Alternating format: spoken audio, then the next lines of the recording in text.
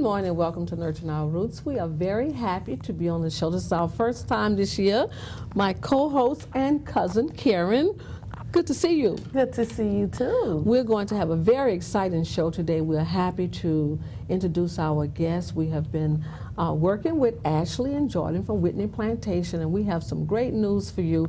Just recently, Ashley and Jordan and I, we filmed at Whitney Plantation a documentary that will be featured on Vice February the 15th, 15th, and we're excited about that. So we have some great records that we're going to share with you. So let's welcome our special guests. Hi, Ashley and Jordan. Hi. It's a pleasure having you all on the show this morning. Thank you. And thank you all for being a part of this documentary that talks about peonage. Of course, thank you for including us. Yes, because you know I travel to many plantations, not to tour, but to really talk to people that actually never left a plantation. And you ladies embarked up on some documents that prove just what I thought, that people was actually on plantations. Well into the late 60s and sometime the early 70s. Yeah, at Whitney Plantation, it's still 1975. 75? Now, I do know that the National Archives said that there was an index that the records came up into 1972. But actually, to talk with someone that worked at a plantation actually found records. Tell us about some of the records that you all found. Yeah, so the records of the plantation are mostly about the overall operations of the plantation. And these are records that I found when I very first started at Whitney Plantation, before we opened in the fall of 2014. And they had been just shoved onto the shelves when the plantation store closed down in the 1960s. But there are some later records too, so they apparently were just sort of storing everything in there. And they had been, eaten by rats and the kind of, wear and tear of time. So a lot of them were in pretty poor condition, but when I opened the first box of records, the first thing that I saw was a long list of names of people. You was happy, huh? Yeah. Because it was a question to me, what happened, the Whitney Plantation studies slavery. That's what we talk about on our plantation tour. And it was a big question to me, what happened to people after slavery ended? And I knew that the plantation continued to operate because we had buildings that were from much later. But I didn't know what that looked like, and I didn't know who those people were, but I had an idea that if I could find people who worked there as free people, that I might be able to find more information about their ancestors who may have been enslaved on that property. So still probably some of the best documents that we have are payroll records, which have allowed us to get kind of a bird's eye view of the plantation's workers and have an idea of all of the trends of labor on that plantation. We can see families that are there for a long period of time, but it also helps us to kind of guide our look into the census records, because if you don't know who you're looking for, it's hard to find those people in the census. And so that allows us to trace those lines back. So it's payroll records, it's checks, utility bills, there's a little bit of correspondence, so it's kind of all over the place. Let me ask you, have you found from those payroll records, pretty much everyone who was on payroll, have you been able to trace them back to see if they had an ancestor or if themselves were also enslaved on that plantation? Not everybody. So for some people, yes, we have been able to find that out. And there's one family that we are pretty certain is descendant from enslaved people on that plantation. Their last name was Poche. They were there for a really, really long time. Yeah. And so that one we're pretty sure is from people who were enslaved there. The other thing that we have, that Jordan and I found, is that some of the records of this plantation were not left at the Whitney. Some of them are actually at LSU. So we were able to find 1867, which was after that plantation was sold after the Civil War. It was sold in that year. 1868 starts off first of the year in 1868. We have the payroll for that entire year. And so that's the first year that it's operating essentially in freedom. And that, So to speak, huh? right, so to speak, right. So that allows us to look at those names, which some of those are reflected in the 1860s slave inventory of So the plantation. Poche family, did you find them there at that plantation prior to 1868, or was it after 1868? After 1868 After that we see 1868. them. Okay. And I think that they had a different last name earlier on. Could be. Yeah. Now, Jordan, I know that you have been looking at these records and you know some of those surnames that has shown up in the records. Could you just look at your database and show us, or just call off a couple of names? And we're gonna, what Jordan and Ashley is asking is that if you hear any of these names that Jordan will be calling out, if you want to call them, they are asking for any photographs, any family information, and you can call and ask for Jordan. So we're gonna pull Jordan's name, her phone number up on the screen so that you can call Jordan and say, hey, look, I have some information that might be helpful. So would you call out some of those names, Yeah, Jordan? of course.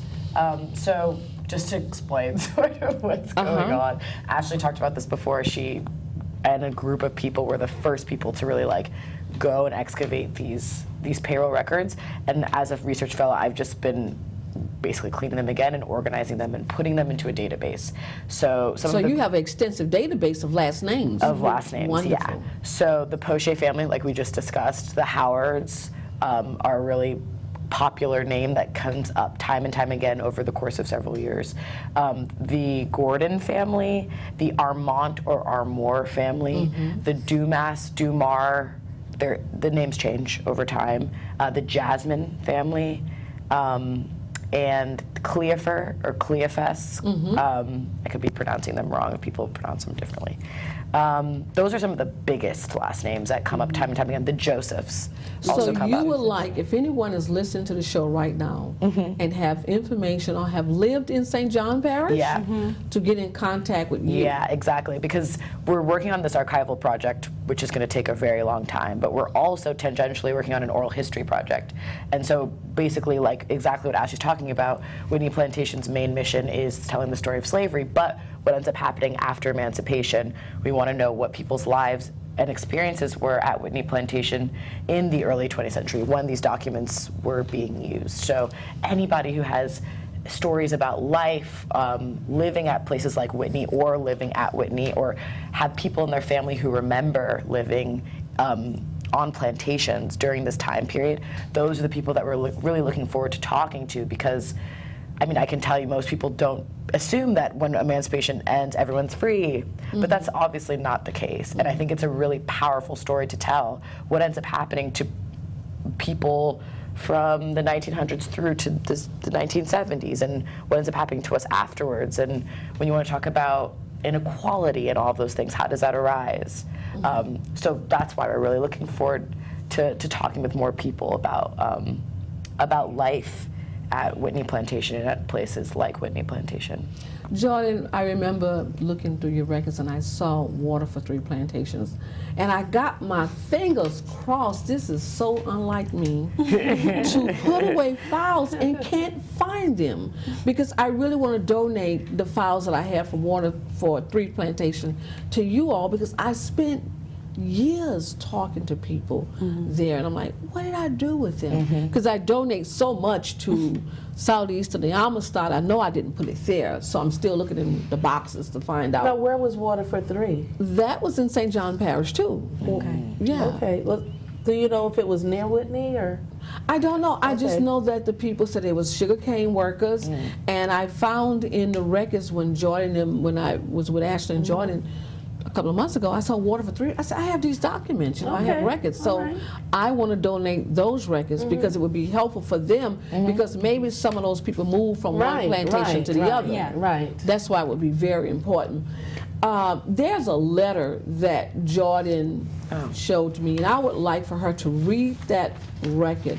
And I just want to say that sitting here talking to Ashley and Jordan confirms what I knew, because people was like, oh, Antoinette, that can't be real, but to see this documentary come to be featured next week will really show that everybody didn't leave the plantation. Yeah. There was hundreds of thousands of people on plantations in Mississippi and Louisiana. Do you think there are people on plantations still today? Of course. One of the stories that I'm working with now is a man named Donald. Could we pull up the flyer for the documentary, please? There's a man named Donald. Donald and his family has been on this plantation for 4 to 5 generations, never left. And so I'm on the plantation, the guy that's there with the sunshades on. These are all the featured people that will be in the documentary. And the man at the very end, he still lives on the plantation. And the plantation is called Ball Ground Plantation. And it's in Mississippi, near Yazoo.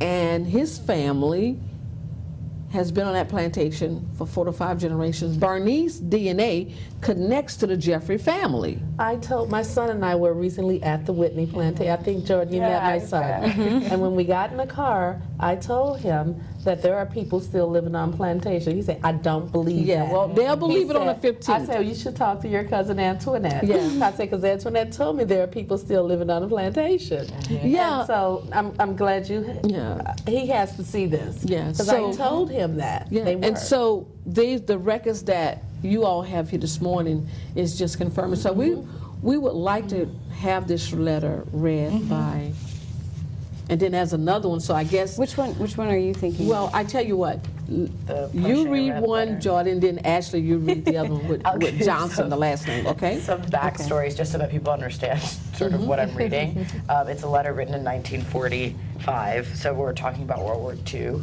And it's a letter that's written to the general manager at Whitney Plantation from the wife of a worker, and she probably also worked herself. And so it says, kind sir, Mr. Martin, this is a Poche wife, I won't say her name. Well, I had a letter from Jesse asking me to write to you and ask you if you please would write to his commanding officer and tell them that you need him to help put over the crop. He say he would come back and would work for you. He say, please put in some good words for him because he knows he could get out. Just write as if you're writing it yourself. Please, he say he is willing to come and work $2 a day. This is his address. I mean his commander officer address. Most likely, maybe she was orating it from this wife. Please do this for him. This is his address. And then she writes the commanding officer's address in Arkansas. So, I mean, here you're seeing her basically begging for her husband to come back from war.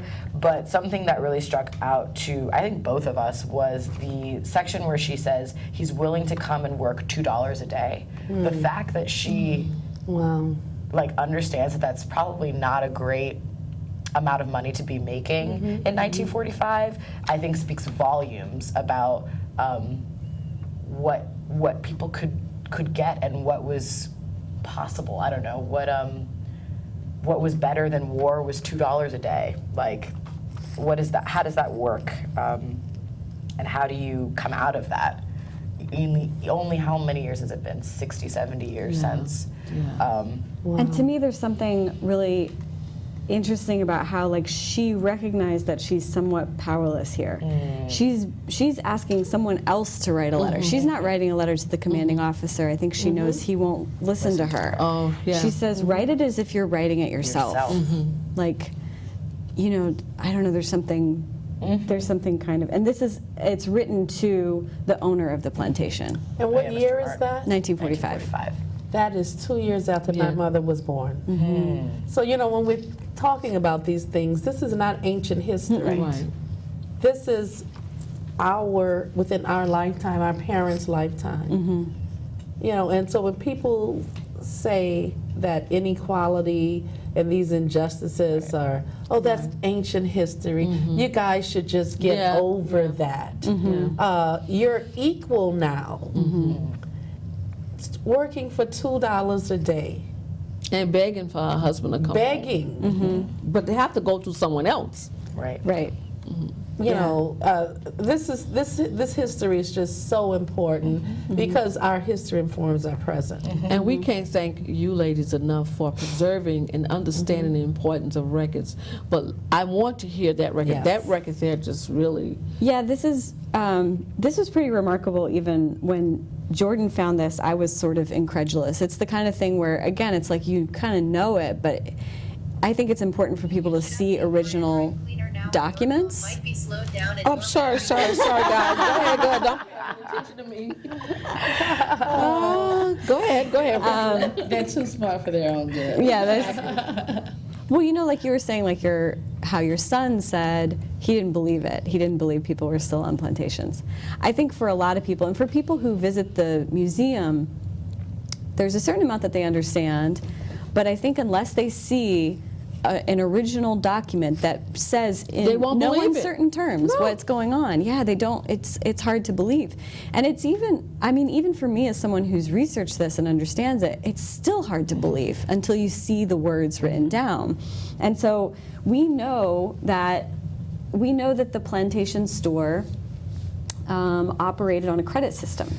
And in interviews, we've understood that, for instance, sometimes people were paid in coupons that were only good at the plantation store.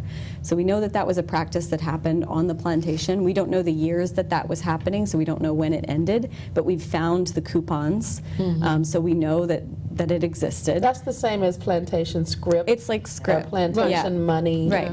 Except for these were not printed specifically for Whitney Plantation. We actually also have found the order books where they were ordering these coupon books that were at the plantation. And so we can see in the payroll, like in this one from 1946, that there's accounting here where money is being taken out of what people earn for the merchandise that they buy in the store. And the merchandise they buy in the store is principally food to feed their families. So we know that that's happening, but this document actually shows you kind of what happens as a result of that. So this is a letter, and it's attached to some slips. These are account slips from the store.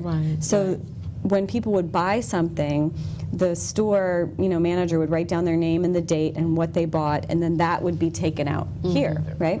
And that's how they could never get out of debt. But this, you have to hear this letter. So this is from the owners of the Green and Gold Plantation, which was in Luling, Louisiana. So Luling is not too far from the plantation, about 20 minutes drive today. And it's written to the owner or manager of the Whitney Plantation in Wallace. This is in 1953. Wow. And it says, "Dear Sir, this man, whose last name is Johnson," and it says in parentheses, colored, "was hired by us this morning, and permission is requested in order that his belongings may be removed from your plantation. We understand that Johnson owes a balance of about $25, and also that he has 6 days' time to his credit. Will you therefore bill me for the difference as soon as possible? Mr. Dufresne is at present in Memphis and will not return before Wednesday, at which time we will forward you our check and settlement, if any." And so this letter is attached to his account. So basically what it's saying is, this man has found presumably a better opportunity at a different plantation. Maybe he's going to get paid a little bit more. But Whitney Plantation, permission. Right, Whitney Plantation still has his stuff. Yeah. And so they're not going to let that stuff go until these accounts are paid. And so you think, well, gosh, okay, so he owes $25. That's in 1953. Remember in that letter from 1945, just a few years earlier, they're making $2 a day. So that's not an insignificant amount of money. And so you think, well, what is he buying that's for $25? But here you see it's tea, lemons, cake, bread, oatmeal, meat, matches, rice, sausage. It's just the very bare necessities, food to live off of. It's all food. Everything he's buying is in food. 1953, and this man was basically held to that plantation until he found a better opportunity. And unless this debt is settled, He can't leave. he would not be able to get his belongings or leave. Right. Well, I just want to say, again, I think we have a partnership here because certainly your documents has proven what I've been trying to say for 20 years. And I know one other plantation that has kept records like this, but again, people still live on the plantation, so it's no way as a museum or anything, people still live there. But the documentary, the feature documentary that Vice is producing will definitely talk about and reveal more than what we're saying here. And I will contact both of you all to see when we can set up a date at the museum and have people to come out and premiere the documentary and set up questions and answers. Maybe we can do our panel discussion afterwards. I think that would really be great. Or maybe some of the families who find that they're connected. Yeah. Because I just noticed some of those names, and I know people with some of those surnames. I would like to just pull up some of the photographs that we have, and before we close out this segment of the show and invite our second guest on to show just some of the records, and there's lots of records, and I can't tell you how very hard these two ladies have been working to save these records, and our special thanks to Jordan, who's standing there and doing the best, and Ashley for what you all have done to preserve the new history that I'm talking about. And so certainly Vice was very excited. They are putting the best editors on this documentary. So it will be premiered it's going to air on the 15th, but we will look at maybe whatever date that you all give us, we can set it up where people can come and you all can speak about the records there. So I'm looking forward to that. Pinnage is certainly real. It's evident here that it took place, and so this is very important to show that some people was on these plantations and couldn't leave. So once again, if you haven't visited Whitney Plantation, you need to do so. The address, I know it's Wallace, Louisiana. What's the hours of operation? Our tours are from 10 a.m. to 3 p.m.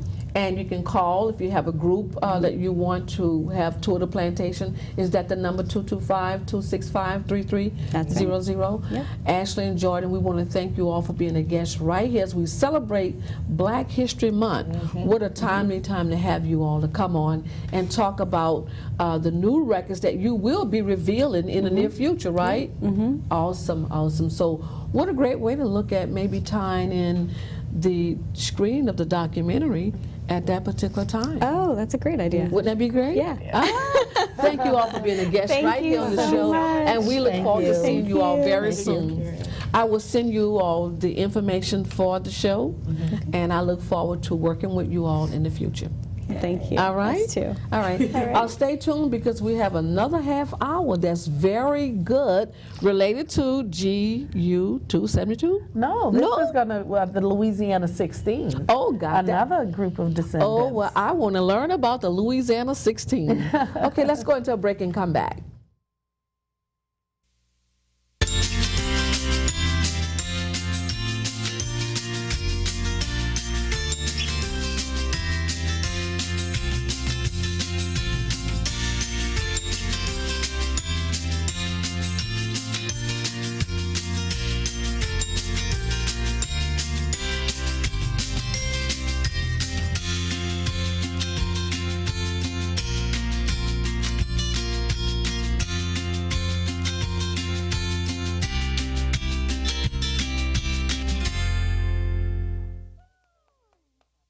Honor our elders by giving them respect and hearing their wisdom. We honor our elders when we say to them, "You have taught us well." We should acknowledge the lifelong contributions they have made to our families, communities, and country. For all they have achieved throughout life and for all they continue to accomplish, we owe our elders our thanks and a heartfelt salute. We can best demonstrate our gratitude and esteem by making sure that our communities are a good place in which older people can participate to the fullest and find the encouragement, acceptance, assistance, and services they need to continue to lead lives of independence and dignity. We owe it to them. Brought to you by Nurturing Our Roots Television and Radio Broadcast.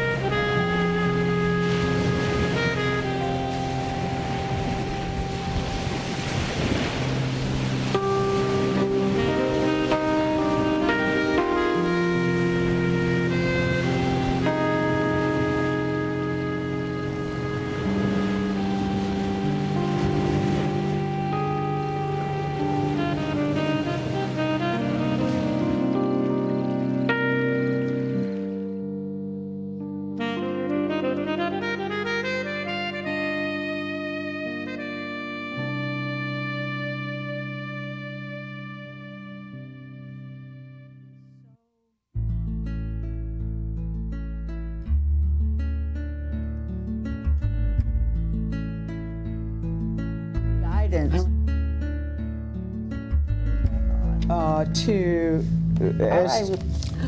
Okay, welcome to the second half of our show today. So I'm going to turn it over to my co-hosts. Yes. Well, I want to introduce Zan Nelson.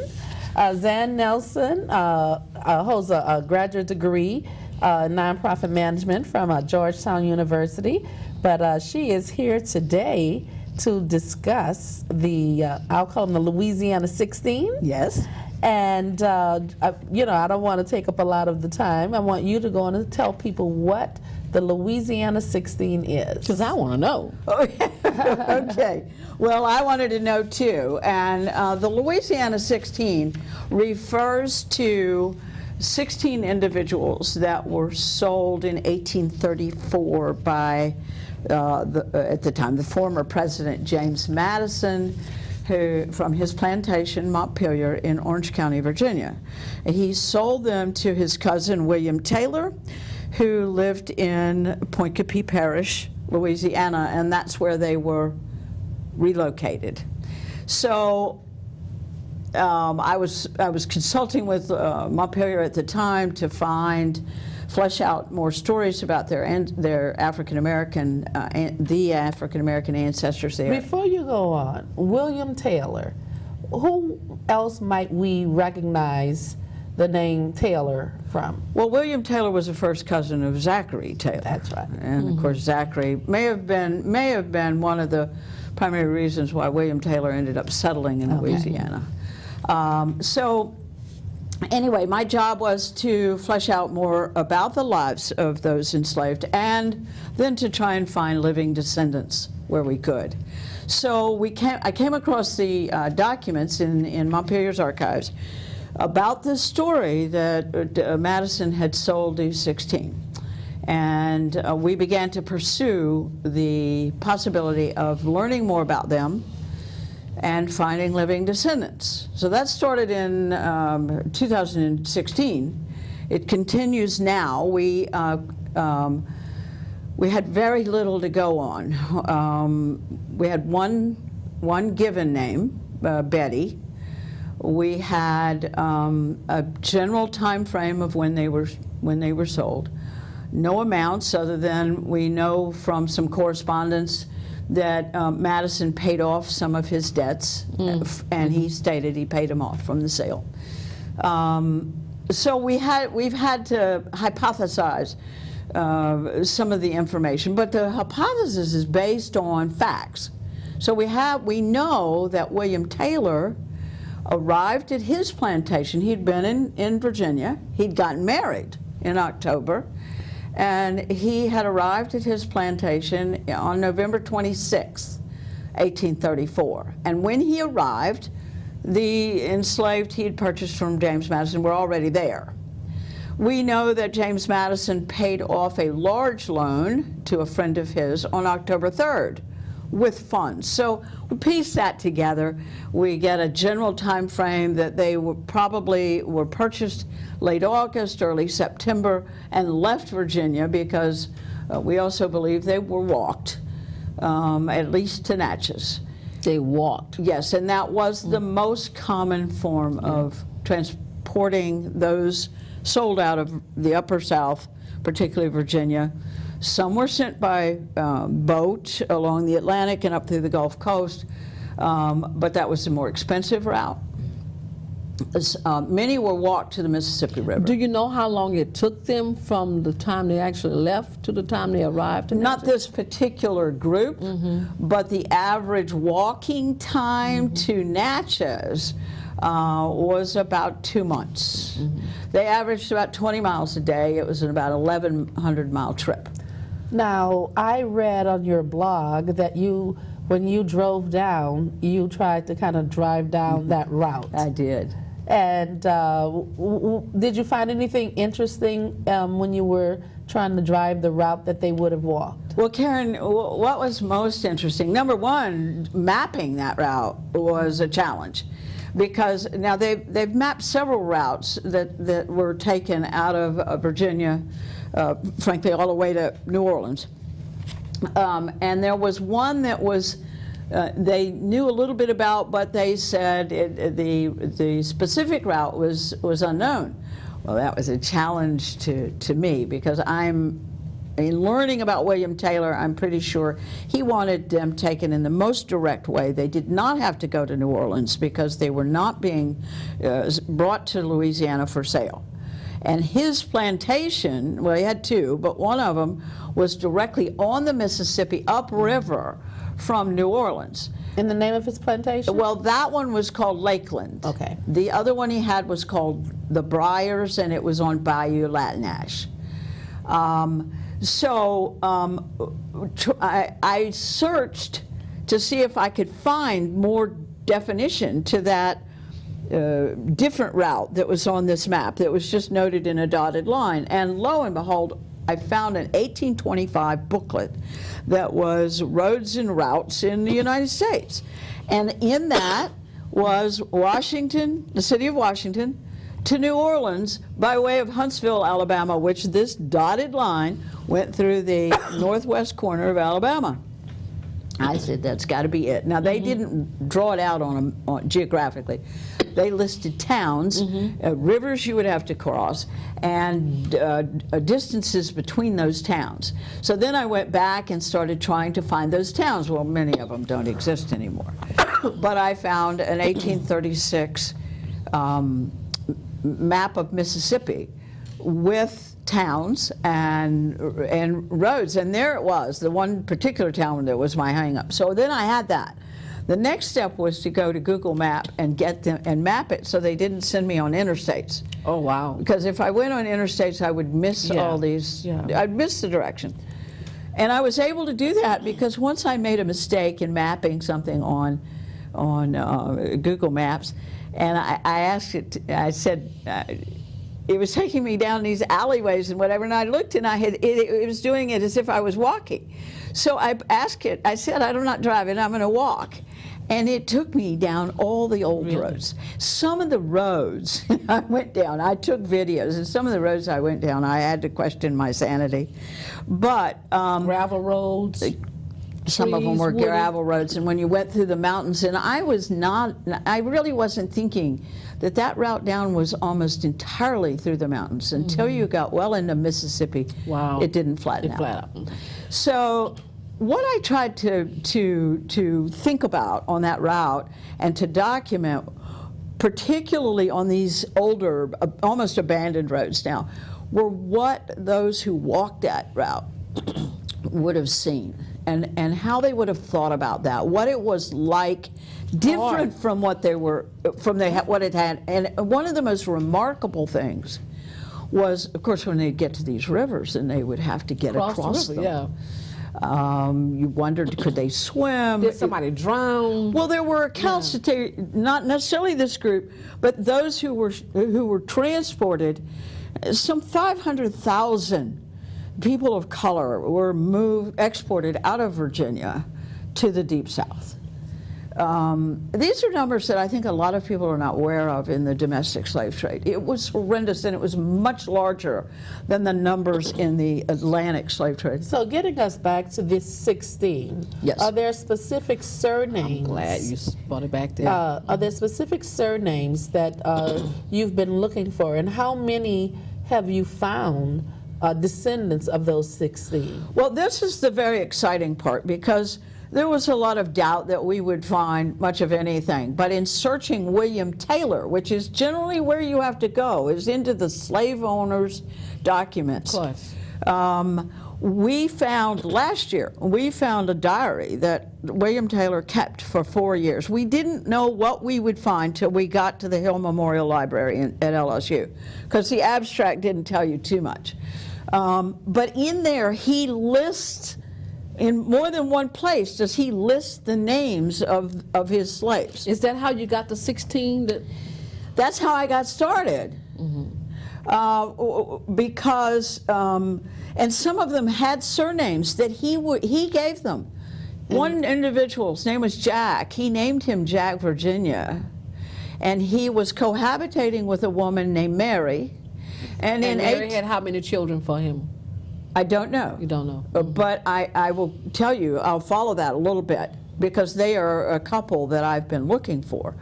So in the diary, William Taylor writes, Jack and Virginia and Mary and their 2-year-old son, born in 1837, Madison. Well, to me, I mean, it's not conclusive, but it's a huge piece of information that would lend one to think that if he named Jack Virginia, he's designating where he came from. If Jack and Mary had a son named Madison, it tends to give you think, okay, they are reaching back to their home place. Now, of course, Madison was president, and there were a lot of people named Madison. But anyway, okay, so then we have a lot of names from the diary. Then we get into William Taylor died in 1850, and so his will was probated in 1851. And I have a copy here of the inventory of his slaves in that will. And so we begin to compare those names with the names in his diary and other surnames that he gives them, and their ages, and they're very specific in here. This it's a Negro boy, 16 years old. May I look at this? Yes, absolutely. You will have a woman's name, Mary, and her children, and he names the children and their ages. And so if for people viewing this, and if they think that they may be connected, can you give us just a list of some of those surnames? I can. I just they may want, and we'll also give your blog address so that people can contact you. Great. If they think that they have family from Point Coupee Parish, and they may have these same surnames, Absolutely. they can get in touch with you so that can help you in your research. Right. Yes. Well, so we go from the diary to this inventory. Then we looked up the Freedmen's Bureau record, which had a contract for newly freed people. 1867. This is the first time we see legal surnames. And on the Taylor plantation, now they've sold Lakeland, and they're just at the Briars, which is commonly known as the Taylor plantation. And we see a lot of these same names that we've seen in the inventory and in the diary, and now they have consistent surnames. And then we go to the 1870 census, and we see a lot of them settling nearby the Taylor plantation in a community, and we can see who was born in Virginia and of the age range where they would have been candidates for sale in 1834. So those names we found, we found living descendants for the Long family, the Davis Cook family. We're looking for those of the Virginia or Virgin surname, and some of the, I found a family by the name of Virgin. Can I just read this whole one? Big John, Virginia, age 20 years old, Negro man, valued $700. Yes. So that would be one of the last names, Virginia or Virgin. Yes. Yes.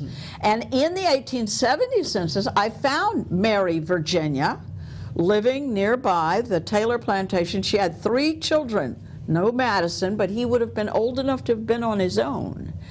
A Catherine, a Carolyn, and a Joseph. Now, I traced a Joseph, Virginia to New Orleans. I also found a marriage certificate for Carolyn Virgin.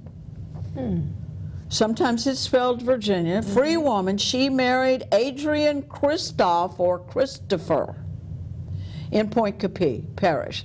So I'm looking for the Christoph and Christopher surnames. Also, some of the other Virgin children, descendants, married Francois, Lalonde, Hardy. So those are all names we're also looking for. Have any of the families contact you? Yes. Okay. We have found the most living descendants amongst the Long family. There are a number of Longs who are living there in Point Coupee. I just met another descendant on Sunday. And there's another branch of that same family, but a different brother of the primaries are Luke and Mary Ann, and they had a number of children. Those descending from Reuben are primarily living in Point Capee, but there's an Allen or an Allergen, and that's Destiny Henson, and they're living here in Metairie. And why are you looking for these families? What do you want? Why do you want this information? Well, I'm doing two things. I'm researching the story, and I will be writing a book about it, so that it enlightens people about what happened during the domestic slave trade. It was horrific. Some 1.2 million people. Of course it was. I mean, nobody knows it better than we know it, right? Right. But there's a lot of people who are not aware of it. You say domestic slave trade, and you go, what is that? And so we know there were, you say 1.2 million. Some people say it was even more than that. Some people say it's less than that. But why this 16? Because the other numbers are so large that it's hard to know how to get into them. Now, I know that you all have done some research on your own. And I have a lot of friends who are doing research on their own families, and that's important. This was sort of a microcosm that I could look at. May I say something here? I'm so happy that you say that some of your friends are doing their own research, because oftentimes I'm hearing the fact that you're writing a book. I would be reluctant as a descendant, as a former slave, enslaved African in this country, to turn any information over to someone to write a book on my family, then still prosper off the book, and the only thing they have is my story. So I done gave the rights to my history, I done gave the rights to my story over to someone else. Right. So I'm happy to hear that you're writing a book, but how would that benefit the families who are giving you this information?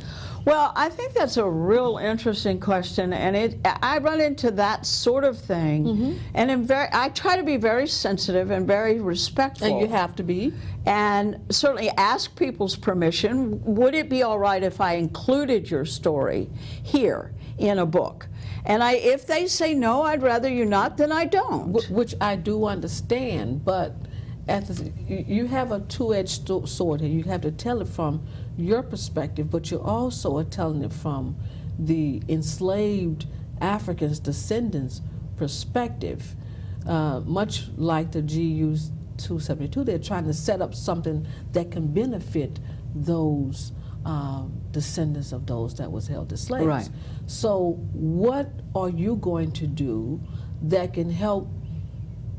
You collect these stories, you have the stories, you're publishing your book, and of course, at that particular time, you own rights to that story. And if that story now belongs to you because it has a copyright that's attached to that, what are your plans for the descendants of those that was held as slaves to make sure that, one, that their story help you to tell to write your book? Well, let me clarify something. I don't believe I own their story. Well, I own, the only thing I own is maybe the work I've done, the networking, the researching, to try and gather that story.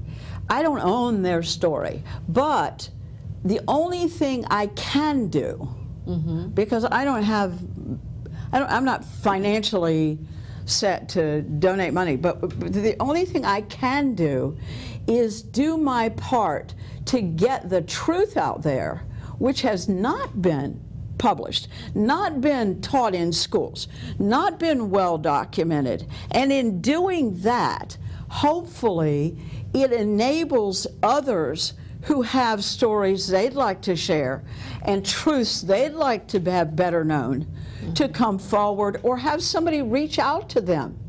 Well, I'll tell be a you bigger story one Yes, thing. a bigger story, more of it. And I don't know if you know this about me, that I'm involved with, I'm the executive director of the GU 272 Descendants Association. Right. And one of the things that we're doing is helping to reconnect the families that are a part of that sale from 1838. And I don't know if you found in your research that some of the people among the 16, if they married within that group of 16. Chances are that they probably did if they were enslaved on the same plantation. Yes. And so those families are connected.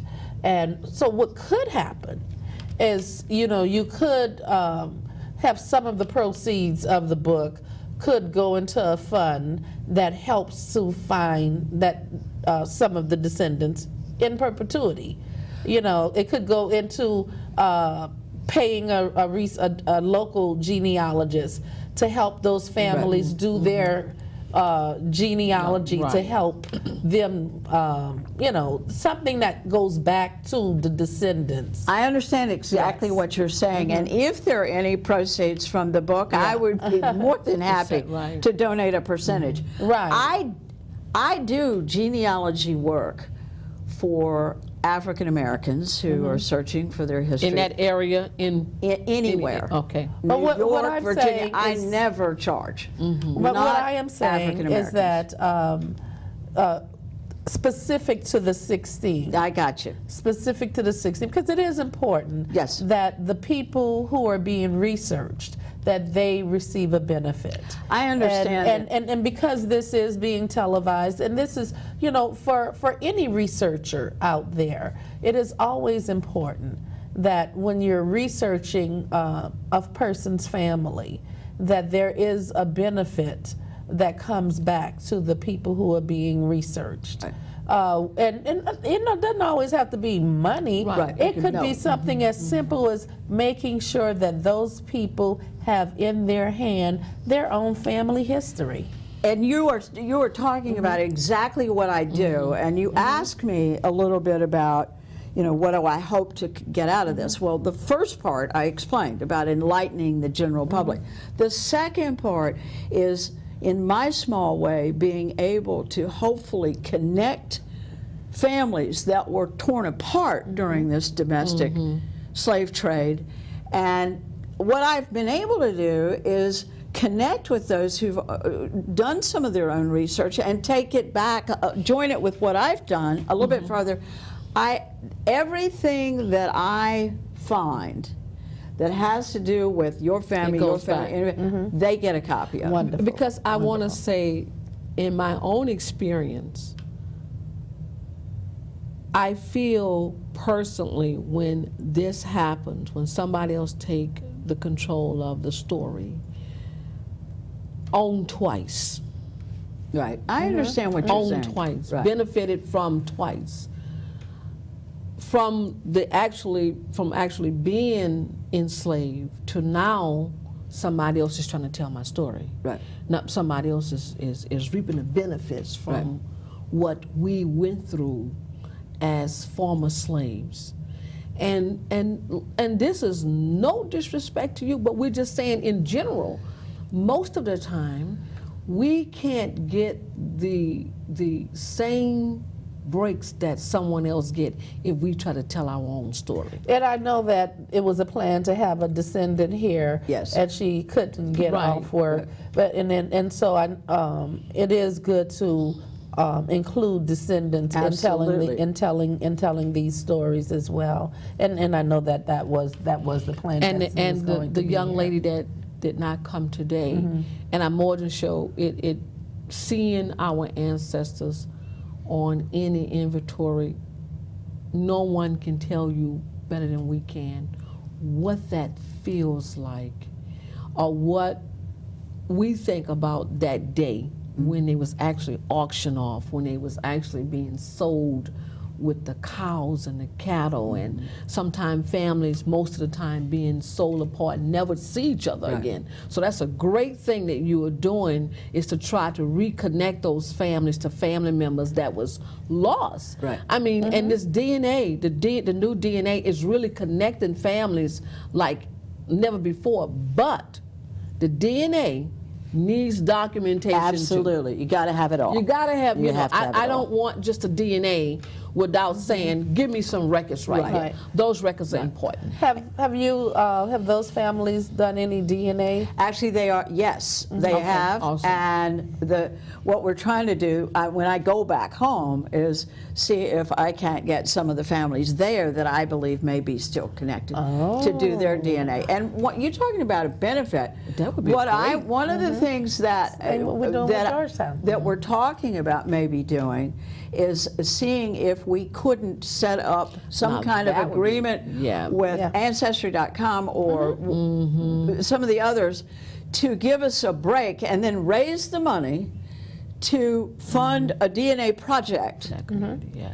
And then we have to identify who does it, and we're going to miss the boat on some people because we don't know who might be a match and who might not be a match. But that is one of the things that I hope comes out of this. And it could come out of that. Yes. Well, we should definitely talk after this because, again, with the GU 272 project, that's sort of what we've been doing. Right. With the because we want to see what the connections are within a specific group of descendants Right. of enslaved people, and so that would be really interesting, and connecting them back to, well, for you it would be Virginia. Right. And that would be really amazing because we know that those connections go back. Right. It happens. Saying there's a plantation, I just don't know, there's a plantation in Point Coupee, and it's still, it's not Oakland, no. Oh, Alma, that's still doing sugar?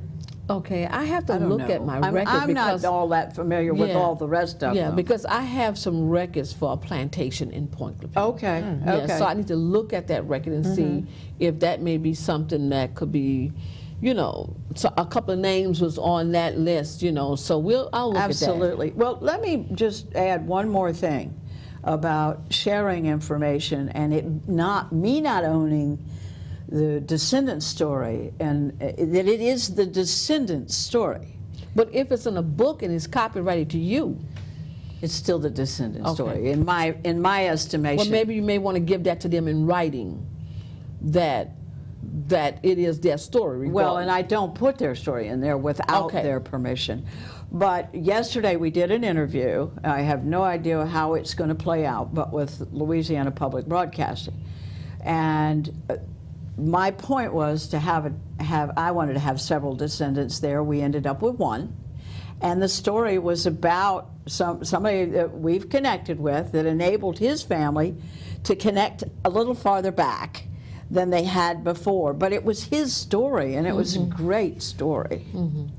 Now, you've been documenting all of this on your blog. Yes. You want to give your blog address so that people can follow this story? Sure. Because it will continue. Oh, yeah.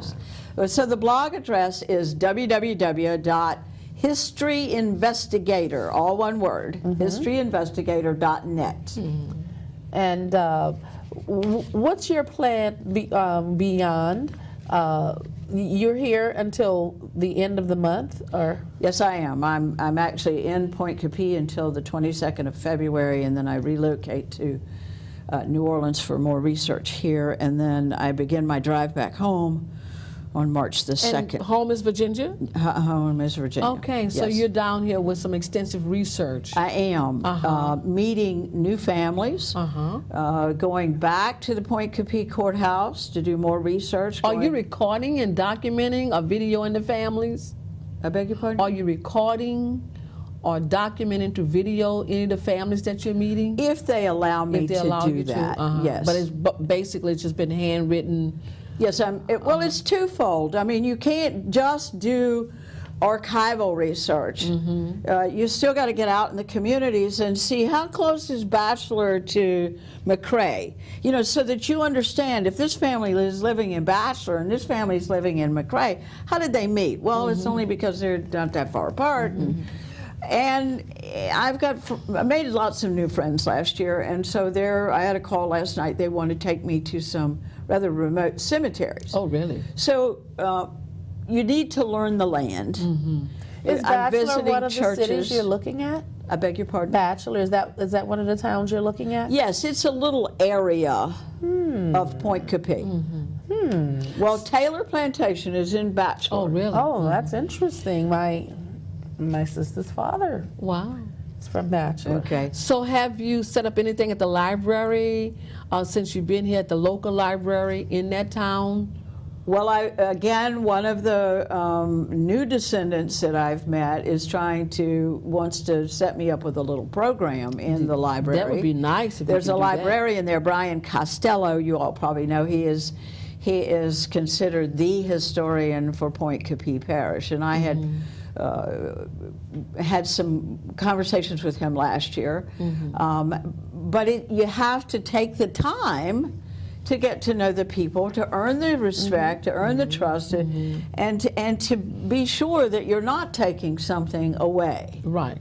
that belongs to them. And so I'm going to be doing a lot more research. I'm doing a few more talks, and I'm still looking for some kind of documentation when Taylor brought these individuals into Louisiana. We have 2 minutes remaining in the show. Please put those surnames out there again that Okay. you're researching in that parish. Okay, and these are only a few, but they would be Long, Cook, Davis, Goffney, Virginia, or Virgin, and those are the primary ones. Secondary are Hardy, Christophe or Christopher, Lalonde, Francois. That's probably going to do it right now. And there's a number that you have on your business card for the history quest, 540-718-3465, and that's Zan Nelson, can be reached at that number. Absolutely. If you have any information you want to share. And I want to take this moment to give a shout out to my son, Yes. Kendrick Royal. Today, February 6th, is his 22nd birthday. Oh, how Happy nice. birthday, Kendrick. And let me say that, happy birthday, early birthday to my brother, Thomas Cook. Happy birthday on tomorrow, February the 7th. And also to my niece, Nakiva Cook. Happy birthday, sweetheart. Thank you for the reminder. And I want to tell everybody happy Black History Month. Yes. And you know what? What a great way to start off by researching your own family history. Absolutely. Zan, we want to thank you for being a guest right here on the show, Okay. Nurturing Our Roots. Thank And I heard you say Cook as a surname. Yes. Yeah, well, the Cooks that I'm talking about comes out of St. Helena, but who knows? You never know. Who knows? You know.